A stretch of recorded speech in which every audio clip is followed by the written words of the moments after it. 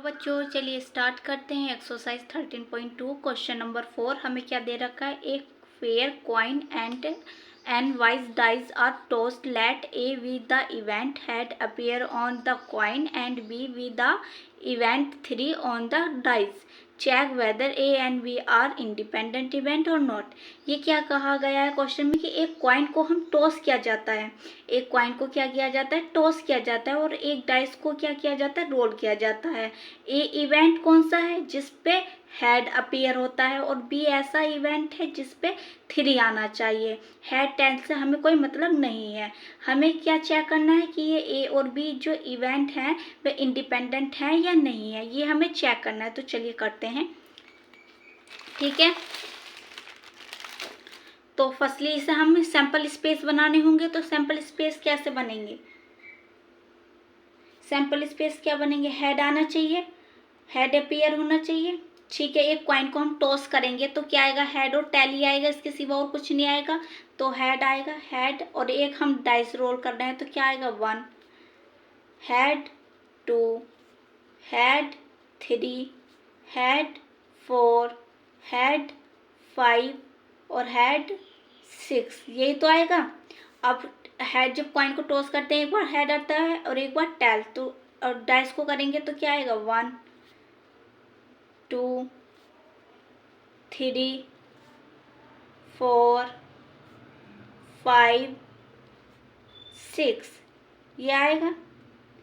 ये sample space हमारे बन गए। क्लियर हुई बात, इतना समझ में आया। अब टोटल यहाँ एलिमेंट कितने हैं, इससे जो हमने सैंपल स्पेस बनाए टोटल एलिमेंट कितने, 6 और 6 12, 12 हमारे पास टोटल एलिमेंट हैं। अब ए इवेंट क्या करता है, इवेंट ए क्या होना चाहिए, इवेंट ए हमसे कहता है कि let A with the event A head appear, head appear होना चाहिए। तो किस पे हेड अपीयर हो रहा है, इस पे हेड अपीयर हो रहा है, इस वाले पे तो टेल आ रहा है, इस वाले पे हेड अपीयर हो रहा है। तो ये लिख दो, head 1, head 2, head 3, head 4, head 5 और हेड 6, ये हो गया, ये बन गया। अब इवेंट बी हमसे कह रहा है कि 3 आना चाहिए। अब वो भी डाइस पे, तो 3 किस किस पर आ रहा है, एक तो इस पर आ रहा है और एक इस पर आ रहा है। क्लियर, और किसी पे तो नहीं आ रहा। तो ये लिख दो, हेड 3 और टेल 3। तो जब हम इंडिपेंडेंट चेक करते हैं तो उसमें हमें क्या चाहिए होता है, इंटरसेक्शन भी चाहिए होता है। फॉर्मूला पढ़ रखा है ना, क्या होता है, probability A intersection B equal to probability A into probability B, इसके तो इक्वल होता है। तो यहाँ हमें इंटरसेक्शन भी चाहिए, तो इंटरसेक्शन निकाल लेंगे। उससे पहले क्या करें, इनकी क्या कर लें, प्रोबेबिलिटी निकाल लेते हैं। अभी तो हमने इवेंट लिखे हैं, तो प्रोबेबिलिटी ए क्या होगी हमारे पास, कितने हैं, favourable outcome upon total outcome. तो 1 2 3 4 5 6, 6 अपॉन क्या आएगा, टोटल कितने हैं हमारे पास, टोटल 12 है। तो 6 अपॉन 12 ये कैंसिल आउट हो जाएगा, 1 अपॉन 2 आ जाएगा, 6 कैंसिल होगा। क्लियर। अब क्या निकालो, बी निकाल लो, बी की प्रोबेबिलिटी निकालो। तो 1 और 1 2, 2 अपॉन टोटल कितने हैं 12, तो ये कैंसिल होगा 1 अपॉन 6 टाइम 2 से, तो 1 अपॉन 6 आ गया। इतना हो गया। क्लियर, समझ में आया। अब इंटरसेक्शन निकालो, तो प्रोबेबिलिटी ए इंटरसेक्शन बी, तो इंटरसेक्शन क्या है, कॉमन क्या आ रहा है इसमें, सिर्फ ये कॉमन आ रहा है, एक इसमें भी आ रहा है, ये इसमें भी आ रहा है। तो ये कॉमन आ रहा है क्या, एच हेड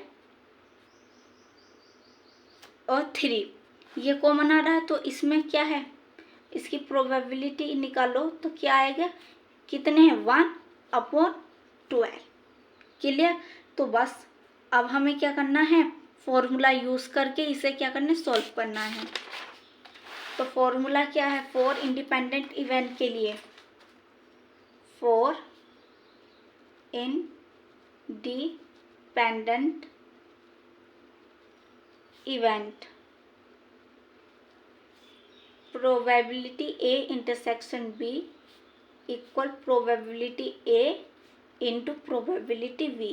तो क्या है 1/12 है, ये क्या है 1/2 है और इंटू 1/6 है। तो 1/12 इक्वल टू क्या आ गया 1/12 के। तो हम क्या कह सकते हैं कि दीज आर इंडिपेंडेंट इवेंट, कह सकते हैं ना, क्योंकि इसके इक्वल आ गया। तो दीज आर इंडिपेंडेंट इवेंट, ये हमारा आंसर आ गया। वीडियो को लाइक करो, शेयर करो, सब्सक्राइब करो चैनल को।